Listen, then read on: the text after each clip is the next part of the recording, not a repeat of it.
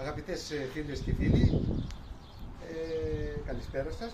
Όπως βλέπετε και όπως ξέρετε, έχουμε μπει στα μέσα του Ιούνιου, πάμε για τα μέσα του Ιούνιου και είπαμε με την Ασμιγία να πάμε σε ένα μέρος να κάνουμε ένα-δύο μπάνια. Όμως η Ασμιγία έχει κάποιες μαγικές δυνάμεις.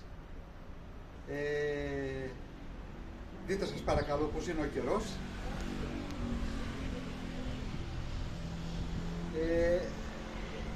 Αυτή η κατάσταση δεν με εκπλήσει καθόλου, γιατί σκεφτείτε ότι όταν παντρευτήκαμε, ο αδερφός της μου είπε, αντί να μου πει να ζήσετε, μου είπε περαστικά.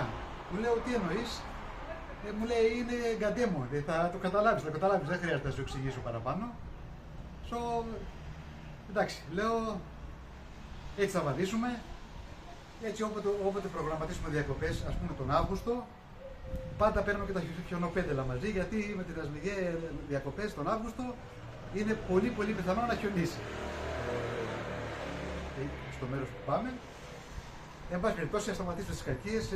Έχει τα γενέθλιά της σήμερα, της εύχομαι χρόνια πολλά, να έχει μια καλή ζωή, γεμάτη υγεία, χαρές, ωραίες περιπέτειες, και να το ευχαριστηθεί και να μην μετανιώσει ποτέ την απόφασή της να έρθει στην υπέροχη χώρα μας, την Ελλάδα.